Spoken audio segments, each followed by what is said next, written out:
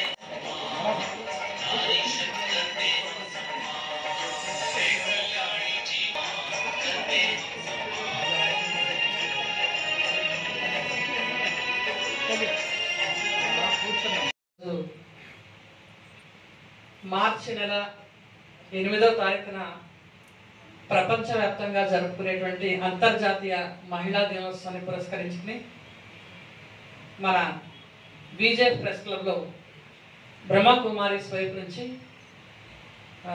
మహిళా జర్నలిస్టులని సన్మానించుకునేటువంటి ఈ రోజున మనం మహిళా దినోత్సవంగా ఈరోజు జరుపుతున్నాము. మహిళ యొక్క ప్రాధాన్యతను మనం ప్రత్యేకించి చెప్పాల్సిన అవసరం లేదు. ఇంగ్లీష్లో విమెన్ అని చెప్తారు, WOMAN. అందులో మ్యాన్ కూడా ఉన్నారు.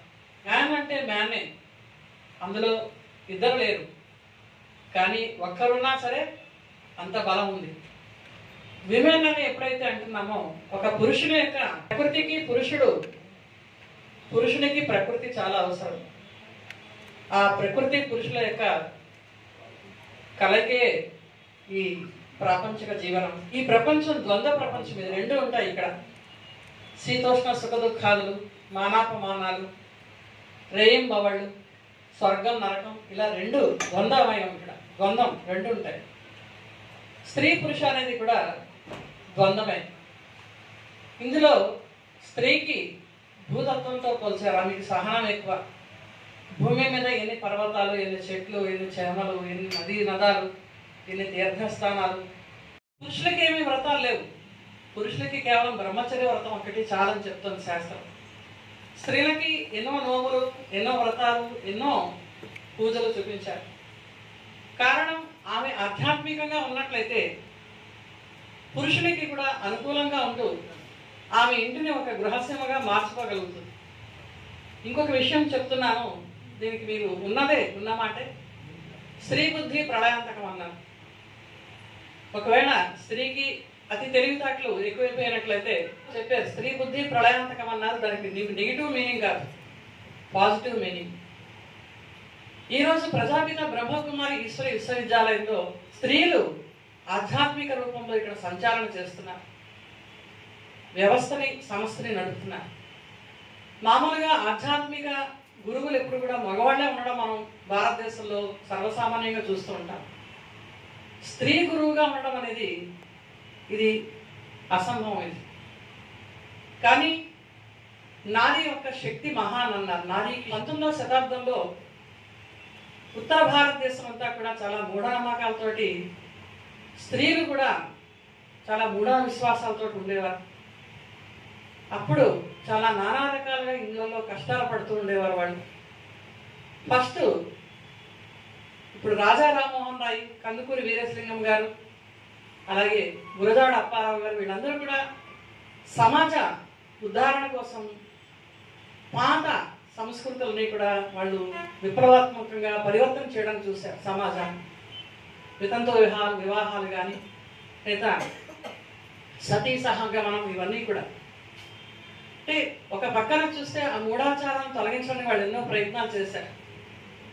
ఇన్ని మరి స్త్రీకి విద్య, వైద్య అన్ని ముందుగా ప్రపంచ మహిళా దినోత్సవ శుభాకాంక్షలు. మరి ప్రజాపిత బ్రహ్మకుమారి ఈశ్వరి విశ్వవిద్యాలయం మనందరికీ కూడా అక్కయ్యమ్మ గారు, రామేశ్వరి అక్కయ్యమ్మ గారు మౌంట్ ఆబు వెళ్తున్నాను కాబట్టి కార్యక్రమాన్ని కొద్దిగా ముందుగా నిర్వహిద్దామని చెప్పడంతోనే ఈ కార్యక్రమాన్ని ఈరోజు మనం ఏర్పాటు చేసుకోగలిగాం. మొన్ననే మనం సిపి గారిని కూడా ఇన్వైట్ చేసుకొని అతి పెద్ద ప్రోగ్రాం చేసాం. మహాశివరాత్రి పర్వదినం ఇక్కడే జరుపుకున్నాం. మరి ఈరోజు 2 రోజుల వ్యవధిలోనే తిరిగి ఈరోజు మహిళా జర్నలిస్టులు నిరంతరం కూడా సమాజం కోసం పాటుపడే మహిళా జర్నలిస్టులు అందరినీ సత్కరించుకోవాలని, బ్రహ్మకుమారి సంస్థ అంటే దేవతామూర్తులకు ఆదర్శం. నిత్యం కూడా మౌంట్ ఆబు కేంద్రంగా ఎన్నో పుణ్యకార్యాలు చేసే వాళ్ళ చేతుల మీదుగా సత్కారం అంటే ఎంతో అదృష్టం. అందుకనే నేను ఫోన్ చేసి మా సోదరి వాళ్ళందరినీ కూడా, అమ్మ రేపు మీకు సత్కారం ఉంది బ్రహ్మకుమారి ఆధ్వర్యంలో, మీరు రండి అనగానే అందరూ కూడా ఖచ్చితంగా మేము 10:30కు వస్తామని చెప్పి అందరూ వచ్చారు. అందరికీ కూడా ప్రత్యేకంగా ధన్యవాదాలు. మరి ప్రతి ఏటా కూడా మౌంట్ ఆబులో జరిగే మరి ఇంటర్నేషనల్ జర్నలిస్ట్ కాన్ఫరెన్స్కి కూడా ఒక 50 మందిని ప్రతి ఏటా కూడా అక్కయ్యమ్మ గారు అక్కడ తీసుకెళ్ళి ప్రతి ఒక్కరు కూడా అక్కడ కొంత నేర్చుకోవాల్సిన అవసరం ఉందని, అన్ని విషయాలను కూడా ప్రపంచవ్యాప్తంగా వచ్చే మిత్రుల నుంచి తెలుసుకునే అవకాశం కల్పిస్తున్నారు రమకి గారు. ఎందుకంటే చాలా కాలం నుంచి కూడా మనందరికీ తెలుసు, దాదాపు మనం అక్కయ్యమ్మ గారు పరిచయం ఇప్పటికి మనకి ఒక 17 సంవత్సరాల నుంచి కూడా ఏ పండుగైనా మనతో జరిగిన తర్వాతే మిగతా అది ఆఫీసులకు వెళ్ళి కానీ లేకపోతే ఒక రక్షాబంధన్ నుంచి ప్రతి పండుగను కూడా ముందు మనతోనే ప్రారంభించుకుంటారు. అలాగే